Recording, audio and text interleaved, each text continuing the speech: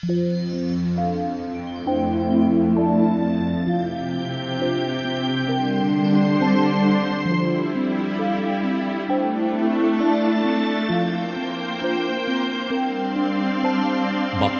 ang bumabasa at ang nangakikinig ng mga salita ng hula at tumutupad ng mga bagay na nangasusulat doon, sapagkat ang panahoy malapit na.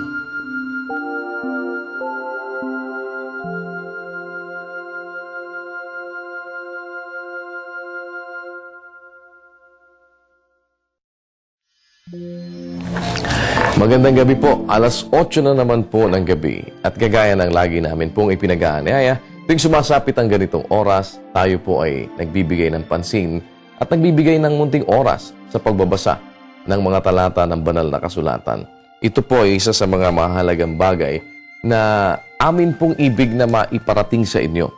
Yung pag-uugali na makapagbuhos ng ating mga atensyon sa pagbabasa ng mga talata ng banal na kasulatan. Alam nyo sa Biblia, kagaya na sinasabi din po ng apostol na si Pablo, ang sabi niya, ang lahat ng mga kasulatan na kinasihan ng Diyos ay mapapakinabangan din naman sa pagtuturo, sa pagsansala, sa pagsaway, sa ikatututo na nasa katwiran. At upang ang tao ng Diyos ay maging sakdal, tinuruang lubos sa lahat ng mga gawang mabuti.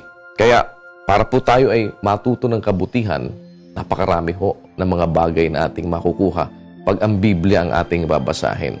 In as much as marami hong mga libro na nabasa na tayo, ay siguro naman ay hindi natin pagwawalang bahala na sa ating puso ay mabigyan naman ng puwang ang pagbabasa ng mga salita ng Diyos. Marami ho tayong makukuhang mabuti dito. Kung meron kayong nakukuhang magagandang bagay sa iba't ibang mga libro na isinulat ng iba't ibang mga author, lalo at higit naman po sa banal na kasulatan o sa kasulatan na kinasihan ng Diyos. Kaya ngayong gabi, ipagpapatuloy po natin ang pagbabasa ng mga aklat na ating pinasimulan. Sana'y nandyan na po kayo sa lahat ng ating mga kasambahay at nakahanda na tumunghay. Kapirasong oras lamang po ang aming hinihingi sa inyo para mabigyan ng pansin ang pagbabasa ng Biblia. Narito po ang pagpapatuloy ng ating aklat na sinimulang basahin. Galatia, Kapitulo 2. Nang makaraan nga ang 14 na taon, ay umahon akong muli sa Jerusalem na kasama si Bernabe at isinama ko rin naman si Tito. At ako'y umahon dahil sa pahayag at isinaysay ko sa harapan nila ang ebanghelyo na aking ipinangangaral sa gitna ng mga hentil, datapwat sa harapan ng mga may dangal ay sa lihim, baka sa anumang paraan ako'y tatakbo o tumakbo ng walang kabuluhan. Datapwat maging si Tito man na kasama ko, bagamat Griego, ay hindi napilit na patuli. At yaon ay dahil sa mga hindi tunay na kapatid na ipinasok ng lihim, na nagsipasok ng lihim upang tiktikan ang aming kalayaan na taglay namin kay Kristo Jesus, upang kami ilagay nila sa pagkaalipin.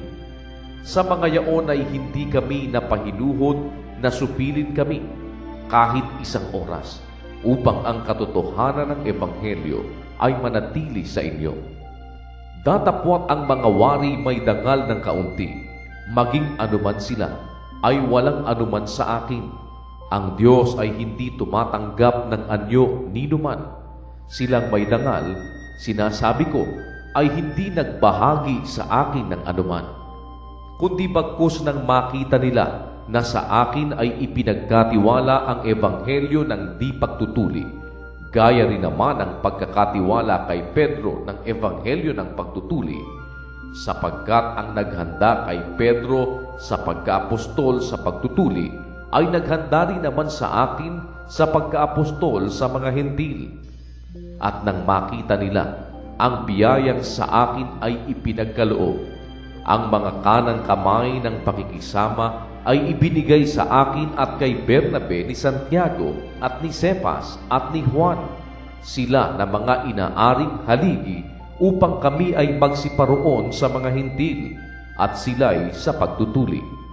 Ang kanila lamang hinihiling ay aming alalahanin ang mga dukha na ang bagay ring ito'y aking pinagsisikapang gawin.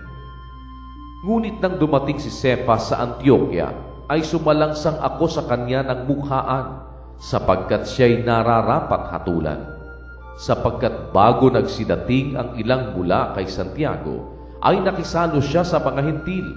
Ngunit nang sila'y magsidating na, siya'y umurong at humiwalay sa mga Hentil, palibhasa'y natatakot sa mga sa pagtutuli.